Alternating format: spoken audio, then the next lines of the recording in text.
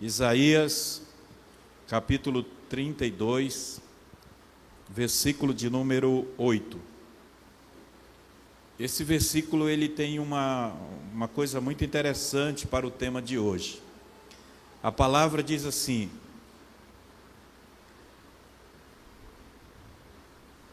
homens nobres projetam coisas nobres, e pela nobreza estão em pé. Homens nobres projetam coisas nobres, e pela sua nobreza estão em pé. Quem pode dizer que está em pé aí? Me dá um sinalzinho aí. Diga: eu estou em pé porque sou nobre. Sente, por favor. Eu tenho aqui um manual que eu vou trabalhar com ele, porque se trata de um estudo bíblico. Então eu vou usar esse manual para trazer aos irmãos esse assunto muito importante para as nossas vidas. Pastor Adalberto, a Bíblia fala alguma coisa sobre finanças, sobre dinheiro? A Bíblia tem alguma recomendação sobre isso? Bom, nesse estudo bíblico para os obreiros e também para toda a igreja, o que a Bíblia fala sobre finança? Vamos fazer essa pergunta para quem está próximo aí? Pergunte assim: você sabe o que a Bíblia fala sobre finança? Vamos lá? Teve gente que não perguntou. Será que está devendo? Mas tudo bem, vamos lá. A Bíblia não condena o dinheiro. Diga amém. Vocês já ouviram falar que dinheiro é coisa do diabo? Agora você quer ver o diabo, fique sem dinheiro. Irmão, aí você vai ver o birifute. Eu fui outro dia no supermercado. Eu não vou muito em supermercado. Essa missão é da minha esposa. Mas eu precisei comprar alguma coisa. E eu passei na seção de frutas e vi uma pera. E tive desejo de mulher grávida. Pesei a pera. Quando eu cheguei no caixa, que eu fui pagar a pera, R$2,50, eu tinha esquecido o dinheiro. Eu vi o diabo e não comi a pera. Então, o que a Bíblia fala sobre isso? O importante, diz assim: a Bíblia não condena dinheiro, nem critica quem tem, mesmo aquele que tem muito. A Bíblia não critica. O importante não é quanto uma pessoa tem, mas a sua atitude a respeito do que ele gostaria de ter. Essa é o ponto fundamental. Portanto, eu vou falar algumas verdades bíblicas sobre esse assunto, dinheiro, vida financeira, que eu confesso para vocês que mudou a minha vida. Eu tive um momento difícil na minha vida financeira, mas teve um momento que eu aprendi a administrar, ganhar 10 e gastar 9. Quando eu fiz o curso de administração, que eu cheguei no 7º período, eu me deparei com uma matéria chamada gestão pública. Eu amei aquilo, fiquei tão curioso que escrevi um livro sobre isso. Mas uma coisa me chama muita atenção nesse texto, porque muitas pessoas estão aqui se perguntando: o que a Bíblia diz, pastor, sobre o dinheiro? Qual é a resposta que eu posso ter diante disso? E eu te respondo que a Bíblia fala muito sobre esse assunto. Há muitos textos na Bíblia que se referem sobre dinheiro. Por exemplo, a Bíblia tem 300 versículos que falam sobre anjos. 300 versículos, a Bíblia fala de anjos. 500 versículos, a Bíblia fala de amor. 700 versículos, a Bíblia fala de fé. E 2.350 versículos, a Bíblia fala de dinheiro. Quem não deu glória a Deus perdeu a oportunidade. Mas por que a Bíblia fala tanto de dinheiro? 2.350 versículos se refere a dinheiro. E o que menos nós ouvimos falar na igreja é sobre o ensino como administrar o dinheiro. Em alguns lugares o dízimo é entregue embaixo de ameaças. E eu sou admirador dos irmãos que são dizimistas, porque a maioria dos pastores não ensinam a igreja sobre o dízimo. O dízimo de Abraão, o dízimo de Jacó, o dízimo dos levitas, o dízimo dos pastores e o dízimo do povo de Israel. Não vou falar disso agora, só estou fazendo uma ilustração. Mas o que tanto a Bíblia fala sobre finanças, é muito interessante pararmos para pensarmos sobre isso. O mais impressionante é que todos esses conhecimentos, que quando nós temos uma oportunidade dessa oferecida pelo pastor da igreja, para sabermos como administrar melhor o nosso dinheiro, é que nós somos surpreendidos quando a Bíblia mostra essa quantidade de versículos. E os conselhos bíblicos, quando são seguidos por aqueles que obedecem à palavra, Deus faz milagre até de um salário mínimo que custa menos de R$1.000. Os irmãos, as irmãs, os irmãos idosos da terceira idade, eles recebem um salário mínimo. Eles constroem, eles vivem do salário, eles dão o dízimo, eles dão a oferta, e eles ainda ajudam aquele filho que não conseguiu dinheiro, aquele genro que está para morrer de preguiça. Aqui não tem assim, mas lá onde eu moro parece que tem. Então, eles conseguem administrar, porque têm fidelidade com o Senhor. Glória a Deus. Bom, o obreiro e as finanças. Deus nos incumbiu da responsabilidade de administrar a nossa vida, tudo e todas as coisas que estão sobre a nossa responsabilidade. A questão das finanças gira em torno de como nós devemos administrar. Qual é a dificuldade que nós temos de administrar o nosso dinheiro? Começa na infância. Você dá para uma criança R$5, ela gasta o dinheiro em 5 minutos. Ela não consegue economizar o dinheiro, ela não consegue guardar uma moeda.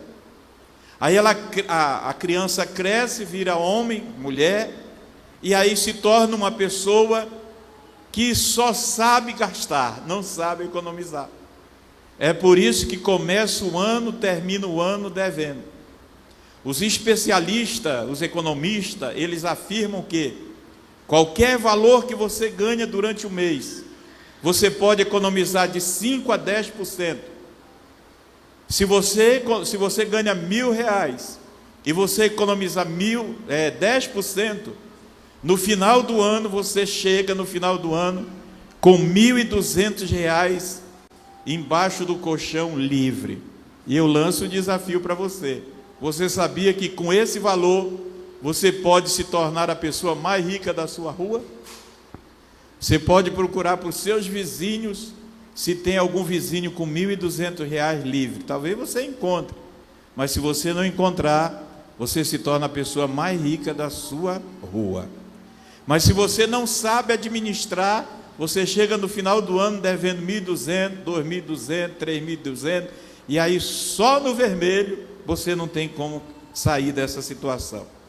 Olha o que a Bíblia diz. A CPAD, Escola Bíblica, a Casa Publicadora, nesse trimestre que nós vamos encerrar domingo agora, teve a coragem de levar à Assembleia de Deus no Brasil esse assunto sobre mordomia cristã.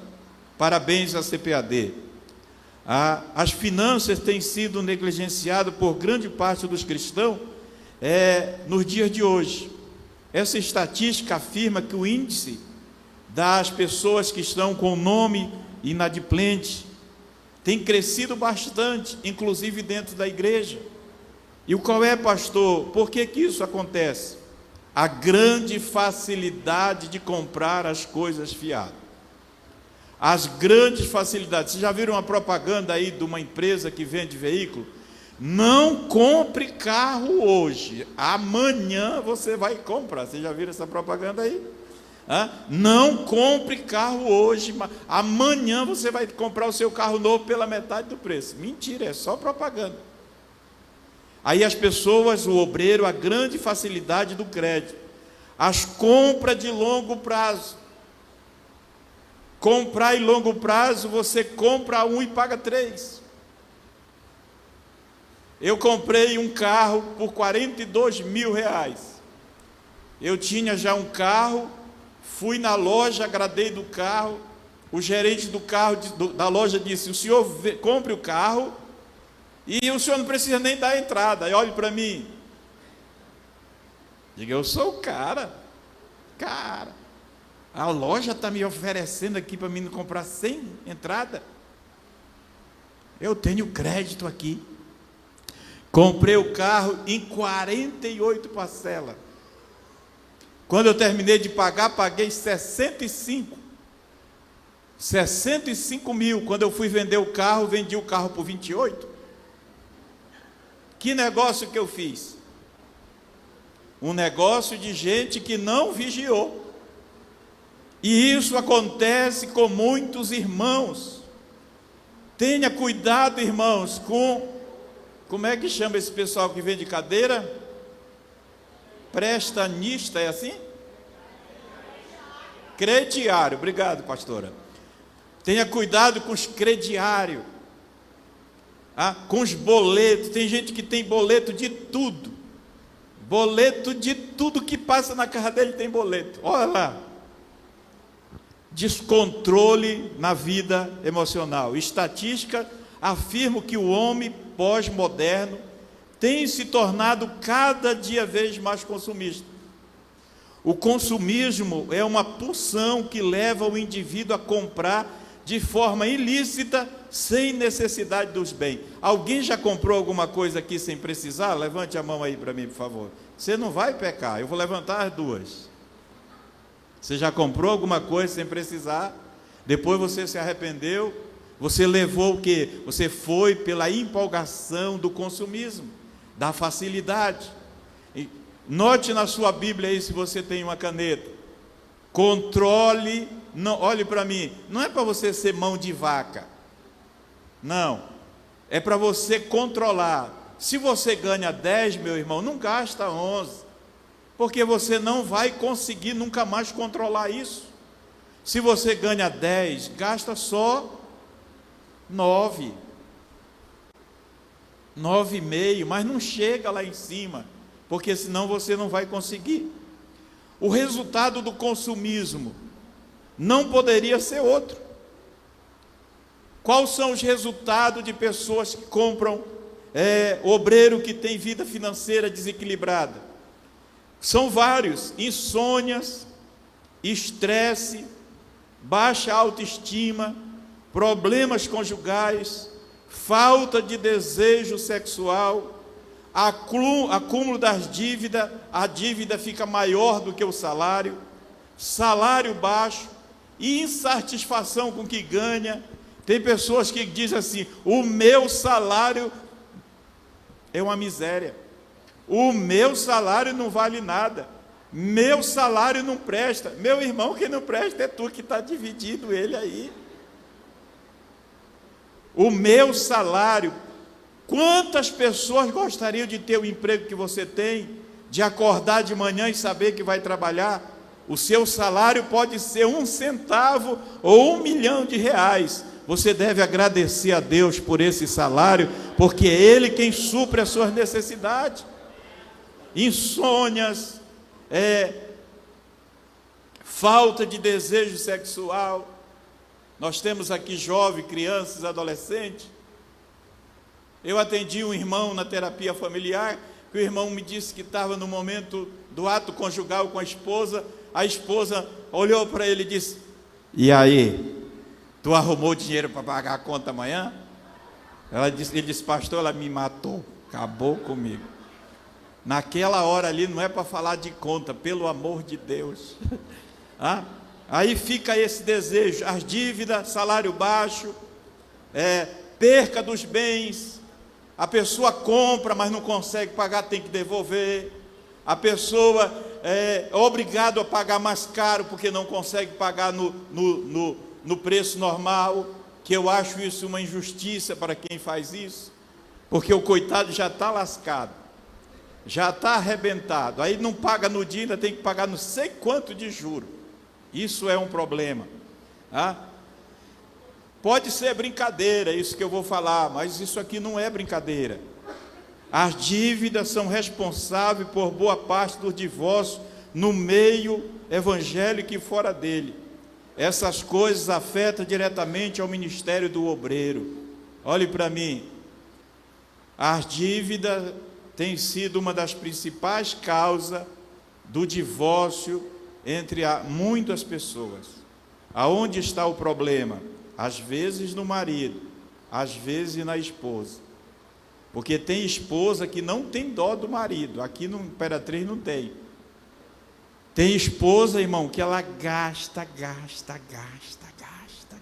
que falta matar o marido de pagar a conta. Eu fui pregar numa igreja e me hospedaram na casa de um senhor, de um casal idoso. Eu cheguei na casa com a irmã Raimunda, percebi o clima que não estava bom. Mas aí eu comecei a conversar com ele, e ele abriu o coração para mim. Ele disse: pastor, o que você falou na igreja ontem é uma verdade. A minha mulher, ela rouba o meu talão de cheque. Quando eu sinto só a pancada lá no banco. Pastor, foi Deus quem te trouxe aqui. Eu disse: mas como é que ela rouba? Ela rouba, compra fiado, dá cheque. Outro dia quase eu morro do coração, um cheque de 3.900.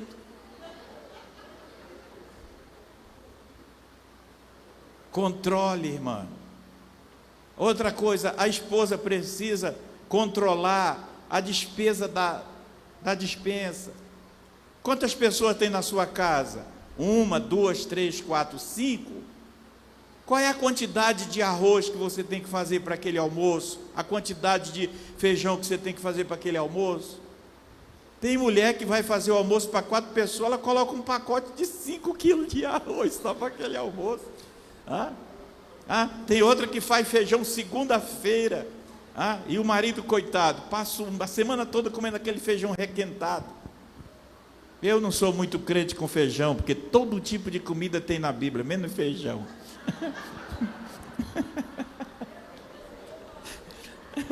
Mas vamos voltar para cá. Então, parece brincadeira, essas coisas, irmão, afetam diretamente o ministério do obreiro. Olhe para mim, você que é obreiro. Nossa missão é uma das mais honrosas que um homem pode conquistar na terra: ser um obreiro na casa do Senhor. Mas quando esse obreiro tem só o nome de obreiro e ele é atrapalhado, ele acaba prejudicando a ele mesmo, a casa de Deus, a obra de Deus. Porque o obreiro, ele precisa ter uma postura, não só no financeiro, mas em toda posição ele tem que ter uma postura. Eu fui pregar num congresso e o irmão estava chateado com o pastor. E aí o pastor mandou ele me levar para o hotel, nessa viagem, de onde eu cheguei até o hotel. Eu disse: irmão, como é que está o pastor? Como é que está a obra aí? Os irmãos estão animados para a festa? Ele disse: pastor, os irmãos estão até animados, agora eu não estou animado não. Por que o senhor não está animado? Porque o meu pastor é igual peneiro de farinha, peneira de farinha, só furo. É só furo, aquela peneira de peneirar a farinha. Isso foi lá no estado, não vou falar o estado, tá? Então, vocês têm que ver isso, controlar as emoções. Não importa se ganhamos muito ou pouco. Faça assim com a sua mão, bem assim, nessa posição. Diga: não importa se eu ganho muito ou se eu ganho pouco. O importante é que, em todo caso, devemos aprender a administrar nossas finanças. Por que eu pedi para você falar? Porque você está debaixo da autoridade de Deus. E quando você abre a sua boca para falar, você está profetizando em nome do Senhor. Aleluia, o Senhor está te dando autoridade e sabedoria para você administrar bem o que você ganha. Aleluia. Aí vem mais uma coisa interessante. Administrar as finanças, pois do contrário, as consequências acima mencionadas, que são esses transtornos que a pessoa passa, mencionadas, surgirão como outras semelhantes. Olha só, um curso de gestão ou educação financeira deveria ser prioridade na vida da igreja. Eu quero convidar vocês, para vocês aplaudir o pastor que teve essa ideia, para trazer alguém aqui para ministrar para vocês sobre esse assunto.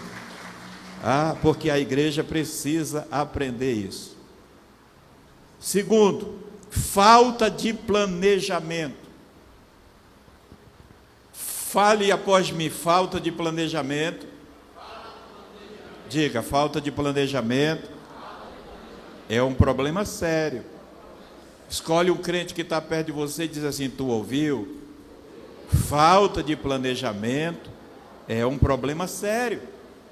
Considerando um dos principais problemas de um empreendedor brasileiro, a falta de planejamento também aflige a questão pessoal e familiar.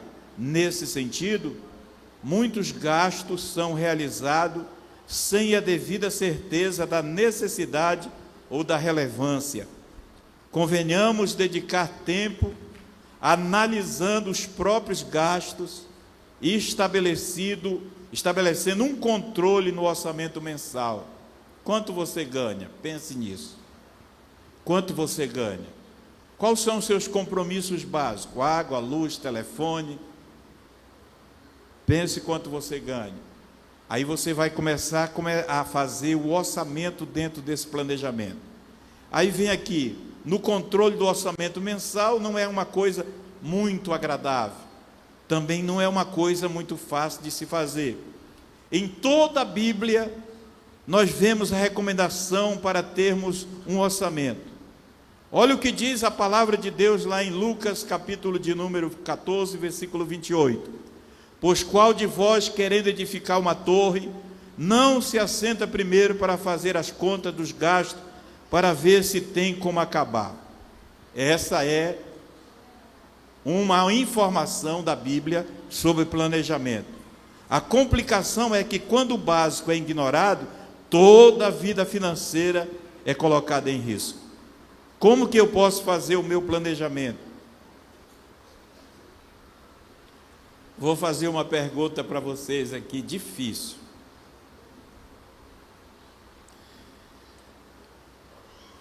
Por questão de segurança, eu não quero que você levante a sua mão. Mas eu quero te fazer uma pergunta sobre planejamento. Quem tem dinheiro no bolso aí, diga amém. Pastor, por não ter dinheiro aqui no bolso, não. Quem tem dinheiro no bolso agora, tempo presente, diga amém. Amém. Aumentou, pastor. Agora eu vou lhe fazer a pergunta. Você sabe quanto você tem no seu bolso? Se você sabe, você está bem planejado. Primeira coisa do orçamento, do planejamento, é você saber quanto você tem no bolso. Porque se você correr um risco de ser assaltado, você sabe quanto o ladrão levou. Se você não contou o dinheiro que estava no bolso, você fica dizendo: acho que ele levou foi 1.000, acho que eu tinha mais de 1.000, acho que eu tinha menos de 1.000, eu não sei, mas ele levou todo o meu dinheiro. Então você precisa todo dia de manhã, quando você sair de casa, você conte o dinheiro que está no seu bolso. Um homem fez a reforma na casa e derrubou o muro e fez um muro novo. Ia passando um garoto de 10 anos lá na frente, ele disse: ei, menino. Menino: pois não. Menino, tu quer ganhar um dinheiro? Ele disse: sim. O que o senhor quer que eu faça? Ele disse: eu queria que você tirasse esse entulho que está aqui, eu dou 10 reais para você, menino. O menino, muito obediente, disse para o homem: eu só aceito a proposta do senhor se meu pai deixar. Eu vou lá em casa, se meu pai deixar, eu faço. O menino saiu correndo, chegou lá: pai, o homem ali me ofereceu 10 reais para me tirar um entulho lá da frente da casa dele. O senhor deixa? O pai do menino: pode ir, meu filho. O menino pegou as ferramentas, tirou, colocou lá onde o homem tinha mandado, e o homem foi pagar o menino os 10 reais. O menino estava de bermuda, e aí o homem pagou o menino com uma nota de 5, 2 notas de 2 reais e uma nota de 1 real, uma moeda de 1 real. Aí o menino pegou com o dinheiro e contou: 5, 7, 9, 10. O menino pegou os 5 reais e colocou aqui. Pegou uma moeda e colocou no bolso menor da bermuda. Pegou mais os 4 reais e colocou no outro bolso. E o homem ficou curioso com aquilo. O homem disse: menino, por que tu botou 5 no lugar, 4 no outro e 2 no outro? O menino olhou para o homem e disse assim: esses 5 é para ajudar o meu pai comprar comida lá para casa, que tá lá, o negócio está feio. Esses 5 vai dar uma força essa semana. Menino, e esses outros 4 que tu colocou? Ele disse: aqui é para me gastar no colégio, e vou pagar lanche para as meninas mais bonitas do colégio. Menino sabido, com 10 anos. Menino, e a moeda que tu colocou aí nesse bolsinho? Ele disse: essa aqui é especial. O meu pastor me ensina lá na igreja que todas as vezes que eu ganho 10, o primeiro que eu tenho que separar é 1 para a obra de Deus. O homem olhou para o menino e disse: deixa de tu ser besta, menino, ficar dando dinheiro para pastor. Ele disse: besta é o senhor que me deu os 10 reais para tirar isso aqui. Eu ganhei o seu dinheiro e o senhor não tem nada a ver com isso. Terminei aqui a minha missão. Planejamento. Note isso aí: quando você receber seu salário, faça um planejamento. Escute.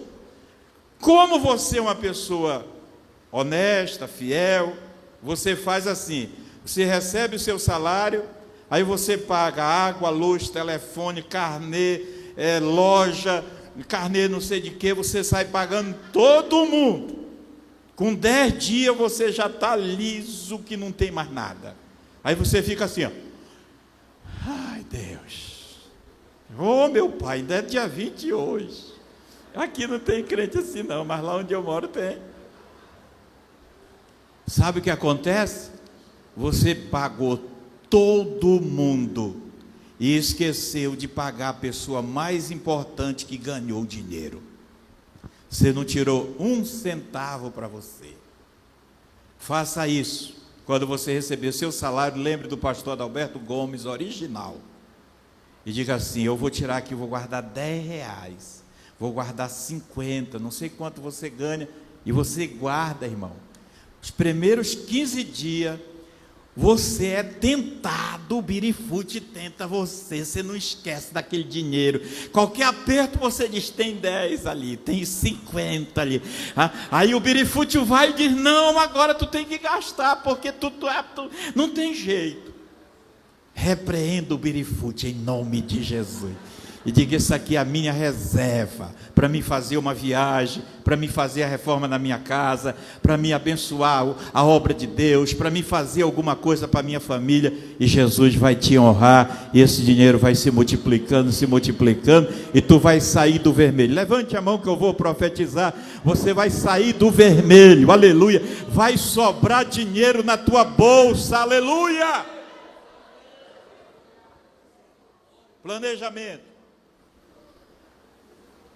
Terceiro, a compra por impulso. Já falei de impulso, mas eu quero só reforçar isso aqui. Quem não se programa acaba gastando por impulso. Quem já foi no supermercado com a listazinha certinha, chegou lá, furou a lista? Eu. A minha esposa diz assim: amor, não levo você no supermercado. Eu digo, pois você não leva, porque quando eu vou no supermercado, eu compro o que não está na lista. Eu compro o que não está na lista. Eu fui comprar uma lâmpada lá para o meu quarto. Entrei na loja aqui em Imperatriz. Na saída da onde eu comprei a lâmpada, faz uma curva assim e vem para o caixa. Eu passei lá, vi um potezinho lá, cheiro de carro novo. Meu carro é novo. Aí rapaz, eu vou comprar esse negócio. Gastei R$9, cheiro de carro novo. Não tem nada de cheiro de carro novo, só mentira. E eu com vontade de ter um carro novo. Gastei R$9 sem necessidade, sem estar no planejamento. Então, tenha cuidado com isso.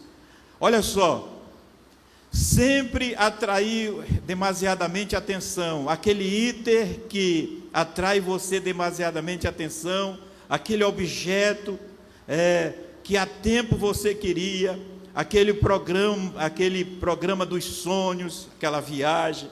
Todavia essas coisas geram gasto, e esses acabam pesando no final do mês, gera o desequilíbrio. Olhe para cá. Comprar por impulso.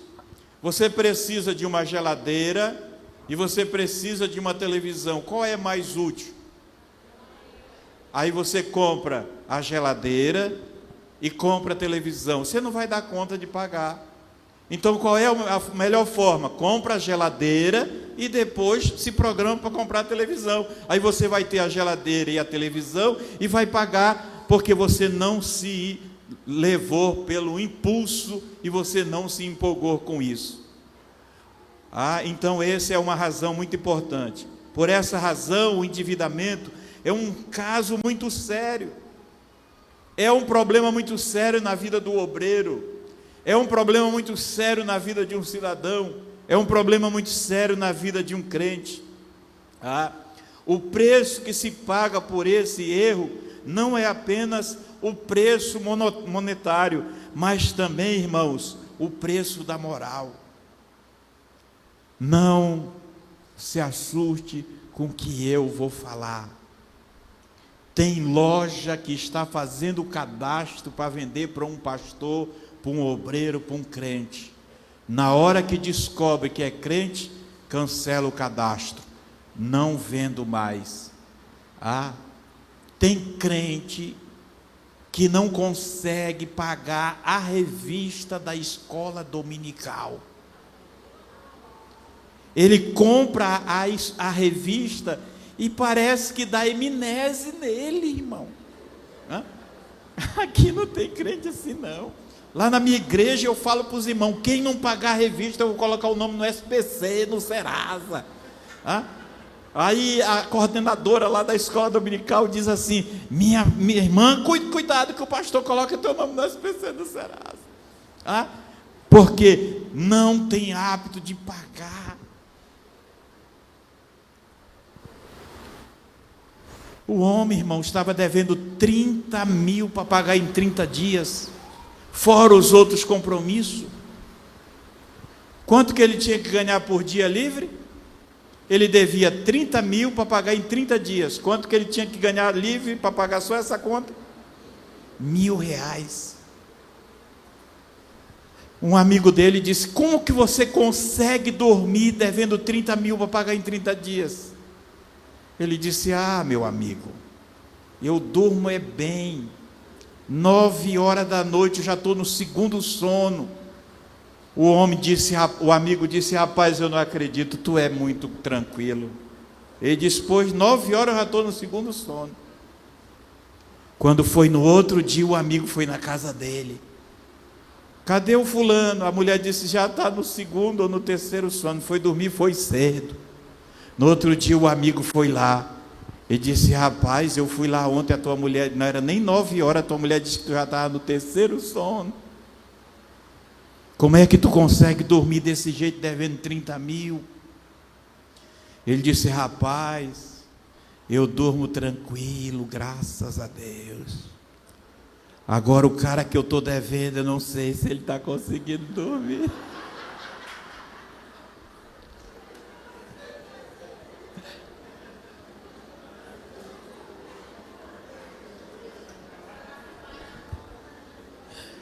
Eu não sei se ele está conseguindo dormir, mas eu estou dormindo bem.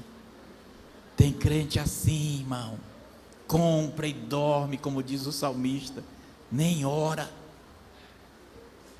5, essa aqui eu quero que vocês falem para vocês memorizar.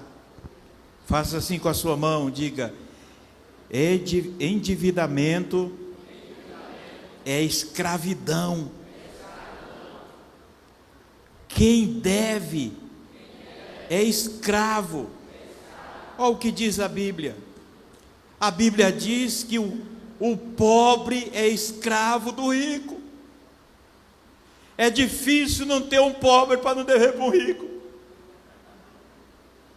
E eu coloquei assim: o apóstolo Paulo mostrou aos crentes de Corinto o seguinte: foste comprado por bom preço, não vos forçais servos dos homens.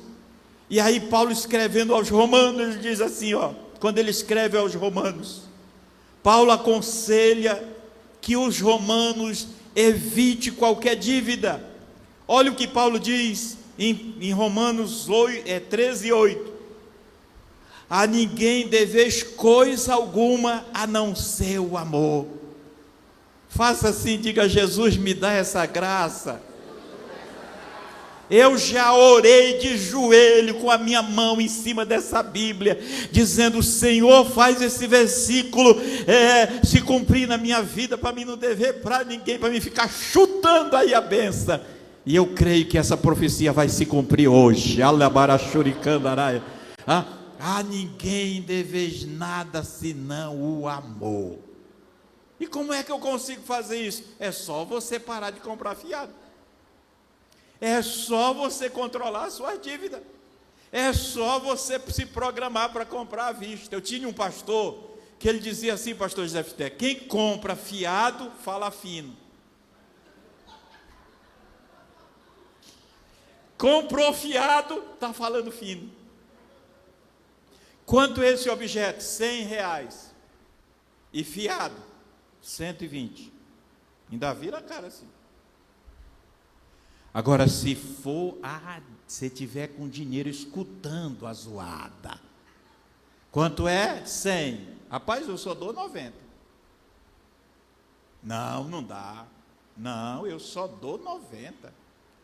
O dinheiro está escutando a conversa aqui. Quer 90? Aí o cara vai lá, só mentira. Tá bom, dá. Só conversa. Ele só faz aquela continha ali, só, tá bom. Ele não vai perder. Quanto você ganhou? Você ganhou 30. Porque se você tivesse comprado fiado, você ia pagar 120. Eu fui comprar um negócio agora essa semana, não lembro o que foi.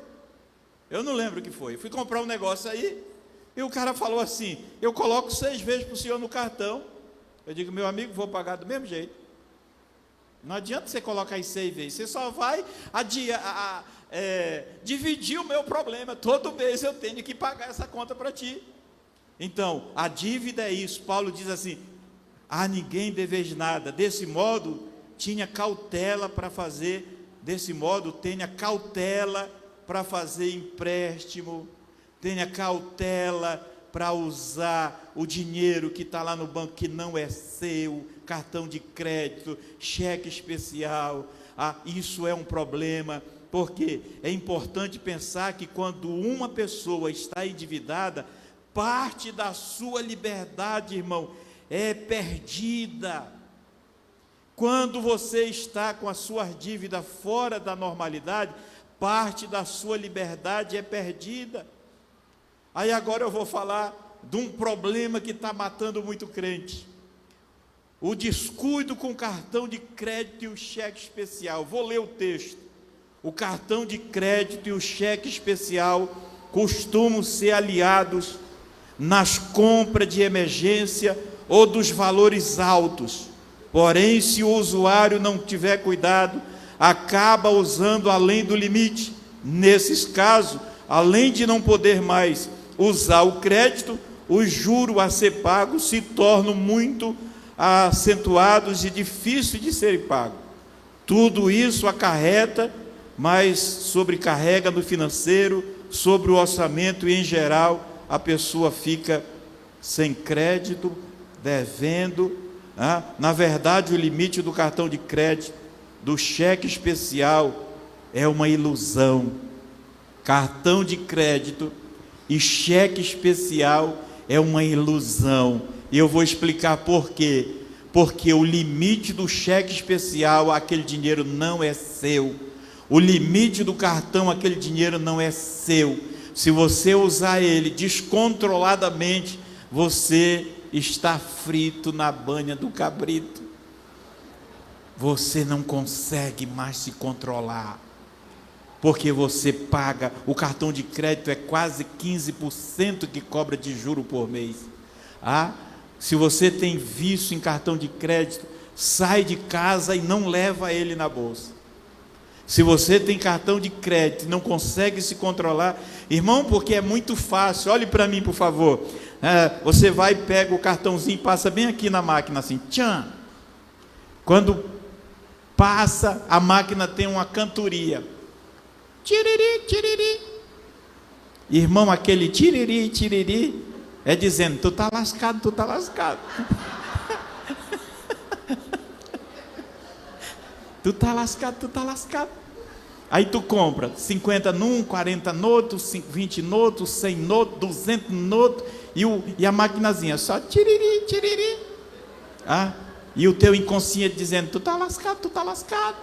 Aí, irmão, quando tu vai somar um pouquinho com mais um pouquinho, aí está passando da ponta do nariz, e tu não consegue mais controlar. Quero fazer um pedido aos obreiros aqui do pastor Jefté, que cada obreiro desta igreja, que cada missionário desta igreja tenha autocontrole nas suas dívidas, nas suas compras. Não estou dizendo que você não deve ter cartão de crédito. Pastor, se eu tenho cartão de crédito, graças a Deus não tenho cartão de crédito. Me ofereceram essa semana, eu não quero, porque eu já tive um problema com cartão de crédito. Eu tinha um cartão de crédito, R$16.900 de limite. Eu chegava na porta do banco, o gerente fazia assim, Quando a conta estourou, irmão, eu chegava no banco, o gerente fazia assim. Eu quase morro de trabalhar para pagar aquele infeliz daquele cartão de crédito. Eu toquei fogo nele. Eu peguei o martelo e quebrei ele todo. Não fiquei satisfeito, toquei fogo. O bicho é ruim de pegar fogo. Porque o infeliz só toca fogo em você para matar você. E eu me libertei daquela doença, graças ao meu Pai Celestial. Então tenha muito cuidado com isso. Não se assuste. A pior coisa na vida de um pobre, a pior coisa no pobre não, a pior coisa é o espírito de um rico no corpo de um pobre.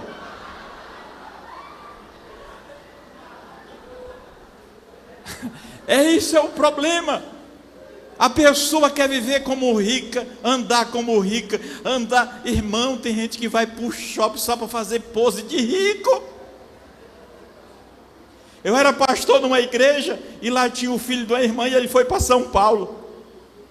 Trabalhou que nem um condenado durante aquela semana. Naquela época ele ganhou R$200 por semana. De segunda a sexta-feira ele trabalhou, ganhou R$200.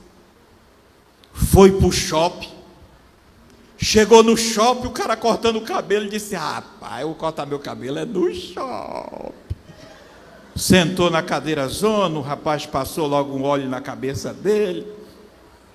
E aí quando cortou o cabelo, deixou o cabelo todas as coisas, rapaz, agora selfie, cortando o cabelo no shopping. Quando ele terminou, o rapaz disse, está pronto, meu amigo? Ele disse, quanto é? 140. Tu tá doido? Não. Doido é o senhor que sentou aqui. Pastor, R$ 140. Ele pagou no corte, ele passou a semana toda para ganhar 200. Aí a mãe dele foi lá comigo pedir oração. Digo, oro não, irmã, isso é gente besta. Não vou orar, a senhora me perdoa, mas eu não vou orar. Tá? Diga assim, a partir de hoje, Deus vai me dar graça para que eu possa viver dentro da minha margem. No dia que você comer ovo, diga, arrote ovo, irmão. Mas no dia que você comer filé, arrote filé. Hoje eu comi filé porque Jesus me abençoou. Hoje Jesus me deu bênção. Hoje eu posso. Mas não se desequilibre. Equilibre, porque você vai ter margem. Margem para quê? Para glorificar a Deus. 3 margens que eu coloquei aqui, sabe? São 3 coisas importantes sobre isso. Se você deseja chegar em algum lugar, diga, se você deseja chegar em algum lugar, há 3 possibilidades: chegar cedo, no horário e atrasado. Se você se programou, você pode chegar cedo, você pode chegar no horário, mas pode ter alguma turbulência e você chegar atrasado. Então, se você vai se programar, você precisa se programar para essa turbulência. Olha só, eu como pastor já vi isso, eu não sei se vocês já viram isso aqui. As pessoas não se programam, as pessoas não economizam, as pessoas não têm reserva, e de repente, por uma questão de natureza, morre alguém da família. A pessoa não tem dinheiro para fazer o funeral. Tem que estar pedindo para o prefeito, tem que estar pedindo não sei para quem, é porque não se programou. Então, coloque aí uma reserva e você vai ver que quanto mais você reservar, mais você vai ser feliz. A falta de reserva para o imprevisto. O bom senso recomenda que cada pessoa procure manter uma reserva, ainda que pequena, para as emergências, como enfermidade, viagem, negócio de oportunidade. Embora não seja fácil, esse hábito de acaba tornando a vida menos interessante. O ideal é que essa reserva seja construída aos poucos, depositando uma pequena quantidade do seu salário, mas somente será acionada ao extremo de uma emergência. Aí eu coloquei aqui, especialistas geralmente sugerem que você economize de 10% do que você ganhe, depositando por alguns fins. Como a pessoa pode fazer essa reserva? Através de um controle. Esse controle eu vou conseguir através das poucas moedas que eu vou guardar, e o Senhor vai ser glorificado para sempre. E para ir fechando aqui a minha palestra, a falta de contentamento com relação àquilo que você recebe. Nós ouvimos muito isso de pastores que se jubilaram, obreiros que se jubilaram, reclama da convenção, os filhos reclamam, mas ele teve uma vida toda no ministério, e ele não se programou para a velhice, ele não se programou para esse momento da velhice, e aí ele começa a reclamar da convenção, ele começa a colocar defeito na convenção, mas ele não lembra dos auxílios que ele recebeu da igreja o tempo que ele foi pastor, os anos que ele morou na casa da igreja sem pagar aluguel, os anos que a igreja pagou água, pagou luz, pagou telefone, pagou gasolina do carro, ele não lembra disso, e tem muitos obreiros hoje passando por essas dificuldades. E eu vou fechar agora essa palestra falando de uma coisa que eu acho que é muito interessante crente ouvir. Crente precisa ouvir isso. Como administrar as finanças, como eu devo administrar as minhas finanças. O equilíbrio pode ser o segredo para termos uma boa administração financeira. Faça assim com a sua mão, diga: o equilíbrio é fundamental para que eu possa administrar as minhas finanças. Segundo, devemos aprender a controlar os gastos aplicando os nossos recursos naquilo que é mais prioritário. Meus irmãos, olhe para mim. Evite o máximo que você puder para você fazer gastos que não são necessários. Faça isso no próximo salário que você recebe. E você vai ver como que as coisas vão mudar. Uma simples planilha que dá trabalho de fazer. Você pode controlar. Vai lhe ajudar nessa tarefa. Como básico, as coisas básicas, prioridade. A administração financeira do crente, portanto, não deve seguir um modelo de consumismo. O crente não pode ter esse espírito de consumismo, esbanjador, que é o padrão da sociedade moderna. Não, o crente, irmãos, ele é uma pessoa diferente na terra, ele é cidadão do céu. Jesus comprou pelo alto preço o sangue do Cordeiro de Deus derramado na cruz do Calvário. Mas uma coisa o crente precisa fazer: os recursos financeiros do crente não são na verdade seus, mas são de Deus. Os recursos financeiros de cada crente não são desse crente, são de Deus. Somos apenas administradores dos bens que o Senhor nos proporcionou. Nossa primeira ação em relação à aplicação financeira, nós deveremos pensar, quando recebermos o nosso salário, de entregar o dízimo para o trabalho do Senhor. Eu sou dizimista desde o ano de 99. Eu dizimo para Deus. Eu sou um escritor anônimo, que ninguém, não tem o meu nome nas grandes editoras. Mas a editora que eu faço os meus livros em Anápolis, me mandou outro dia um comunicado: não existe um escritor para vender mais livro do que você aqui na editora. Quem não deu glória a Deus perdeu a oportunidade. Esse ano, com toda a turbulência, Deus já me permitiu vender 1.900 livros.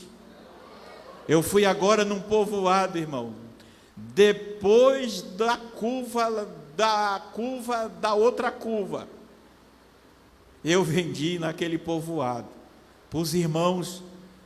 Só para vocês entenderem, o nome do povoado é Fala Só. Lugar maravilhoso. Eu vendi, pastor Jefté, 115 livros no Fala Só. Se aqueles irmãos falassem, eu tinha vendido 300 livros, irmão.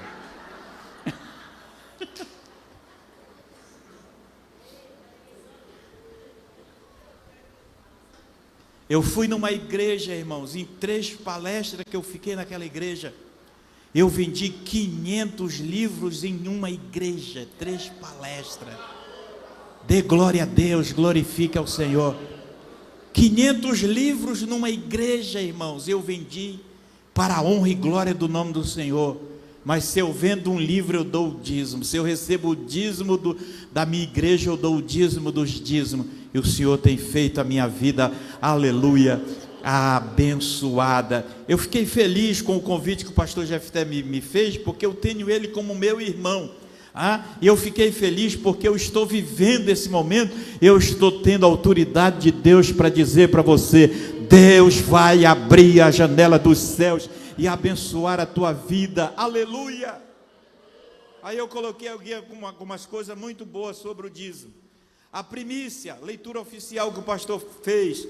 Primícia é aquilo que vem primeiro. Portanto, o cristão começa a priorizar a obra de Deus. Isso era direcionado para você entregar o dízimo do Senhor. Quem já ouviu falar numa pessoa chamada Alair Ribeiro? Todo mundo já ouviu falar nesse homem. Eu tive a oportunidade de ter uma palestra com ele quando eu estava fazendo administração. E numa palestra que eu participei, ele disse para aquela plateia de mais de 1000 pessoas: Ele disse: o segredo para você prosperar, todas as vezes que você recebe o seu salário, faça investimento de 10% no reino de Deus, porque o banco de Deus é o que paga o melhor juro no mundo. O juro pago por Deus é 100 vezes mais, 60 vezes mais, 30 vezes mais. Você coloca R$1.000 na poupança hoje, no final do mês você vai lá, tem R$6 de juro. Se você colocar R$1.000 na poupança de Deus, vai se multiplicar 100 vezes mais, diz a palavra do Senhor. E aqui a Bíblia conta que nós devemos entregar o dízimo do Senhor. Abraão deu o dízimo de tudo a Melquisedeque, sacerdote do Deus Altíssimo.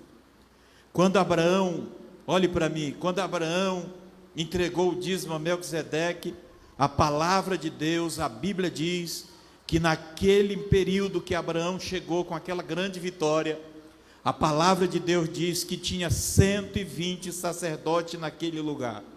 120 sacerdotes. E aqueles 120 sacerdotes, somente Melquisedeque tinha o título de sacerdote do Deus Altíssimo. Isso aqui é um alerta para a igreja.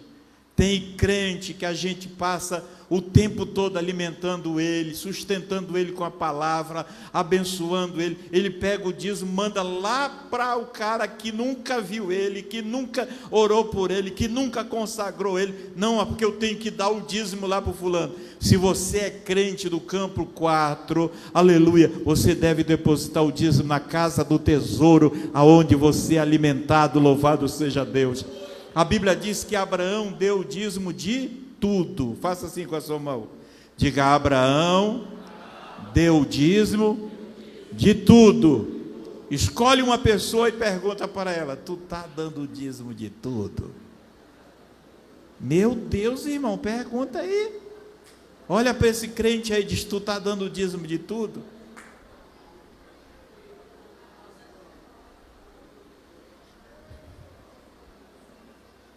Aí, para fechar aqui, de Jacó, depois que o Senhor lhe apareceu em Betel, fez o voto de entregar o dízimo. Olhe para mim, tem crente, tem obreiro, tem pastor que diz assim: se o Senhor me abençoar, eu vou dar o dízimo.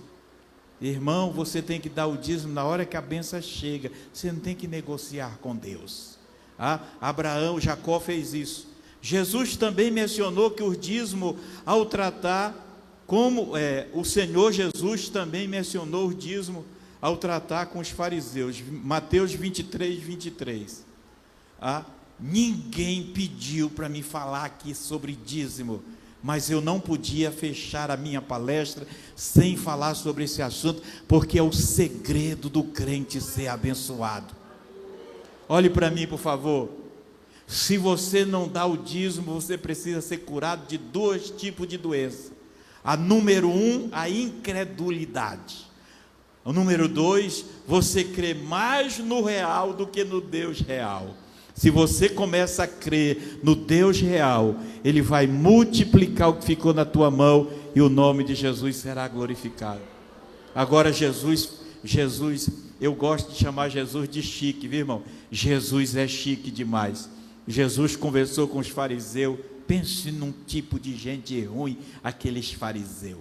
Era observador da lei. Sabe aquele tipo de gente que faz observação numa vírgula? Eram os fariseus. Eles procuravam, eles perturbavam Jesus de tudo. Mas Jesus viu uma coisa boa neles. Jesus disse: vocês, fariseu, saduceu, vocês dão o dízimo da hortelã, do coentro, do coentro, vocês dão o dízimo. E eles achavam que isso seria uma grande coisa. E eu, estudando sobre isso, eu descobri com Jesus que hoje um crente que recebe ceia, que é batizado, que é alimentado, essa igreja aqui está sendo sustentada, mantida pelos dizimistas.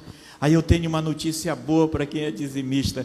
A Bíblia vai dizer lá em Levítico que todo dizimista é um príncipe na casa do Senhor. Toda dizimista na casa do Senhor é uma princesa. Tem gente que passa o ano todo na igreja, ele não tem uma oportunidade para cantar, para pregar, para dar um testemunho, ele não faz nada, mas ele é o primeiro dizimista do mês. Louvado seja o nome do Senhor. E aqui Jesus disse que quem não dá dízimo está se comportando pior do que um fariseu. Eu não quero ser fariseu, eu quero ser servo do Deus Altíssimo. Aleluia. Pergunte de novo aí, tu está dando o dízimo de tudo? Pergunta baixinho mesmo. Tu está dando o dízimo de tudo? E para fechar, eu digo assim: se decidirmos devolver o dízimo na casa do tesouro, o que nós devemos fazer? Fazer com alegria, porque o Senhor ama aquele que dá com alegria. Quero pedir a permissão do pastor Jefté para você se colocar em pé, e eu quero orar por você agora nesse momento. O que Deus deve, o que é de Deus deve ser devolvido a Ele, dízimos e ofertas para o trabalho do Senhor. É de nossa responsabilidade a manutenção da casa de Deus. Aleluia. Diz a palavra de Deus aqui: trazei todos os dízimos à casa do tesouro, para que haja mantimento na minha casa, e depois fazei prova de mim. A manutenção da casa de Deus depende das nossas contribuições, e Deus conta com tudo conosco. Levante a sua mão direita, por favor. Curve a sua cabeça.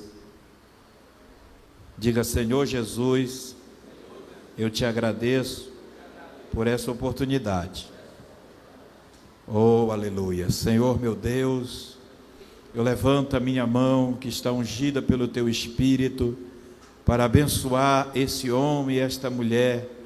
Eu espero, Senhor, que a tua palavra venha trazer efeito para esta igreja, que o que foi ensinado aqui nesta noite, que nós possamos sair daqui atentos, Senhor, às ciladas do inimigo, e que nós possamos controlar as nossas dívidas, os nossos compromissos, fazer planejamento para construir a casa, para reformar a casa, mas nunca esquecer, Senhor, de fazermos a tua obra. Eu oro por todos os dizimistas da igreja, todos os obreiros que são dizimistas aqui na casa do Senhor. Eu te peço que o Senhor abra as janelas dos céus e derrame as tuas bênçãos sem medida sobre o celeiro de cada dizimista dessa casa, cada irmão do campo 4, Senhor, que eles sejam alcançados pela grande e infinita misericórdia do Senhor. Assim, Senhor, eu uso a autoridade da tua palavra para abençoar este homem, para abençoar esta mulher, para abençoar a vida financeira desta igreja, para abençoar a vida financeira desses obreiros. Levante a sua mão direita, aleluia. Eu vou profetizar o que está em Isaías 41:13. Eu sou o Senhor teu Deus, que te seguro pela tua mão direita, e eu te digo: não temas, que eu te ajudo. Aleluia. Você pode glorificar a Deus, porque o Senhor está nesta noite dizendo: eu estou segurando pela tua mão direita. O Brasil está em crise, o Brasil está passando por um momento de turbulência, mas esse vento não vai fazer a tua casa cair, não vai fazer você perder o emprego, porque eu sou o Senhor que te seguro pela tua mão direita. Ei, igreja, glorifica ao Senhor, porque homens nobres projetam coisas nobres, homens nobres estão em pé na presença do Senhor. Em nome de Jesus, Senhor, abençoa todos com esta palavra. Ainda em pé, faça assim com a sua mão. Diga: eu sou, diga forte: eu sou nobre, porque estou em pé na presença do Senhor. Pegue na mão desse crente que está perto de você e diga: você é uma pessoa nobre. Deixa de moleza, deixa de estar com conversa, Aleluia, glorifica o Senhor porque a porta está aberta, o milagre está acontecendo, o nome de Jesus está sendo glorificado. Eu estou sentindo isso aqui nesta noite. O Senhor está abençoando o financeiro desta igreja, o Senhor está abençoando as famílias desta igreja, porque Ele está dizendo: eu sou o Senhor quem levanto homens e mulheres nobres nesta casa para glorificar o meu nome. Se você é pentecostal, dê um brado de glória, porque os nobres permanecerão em pé.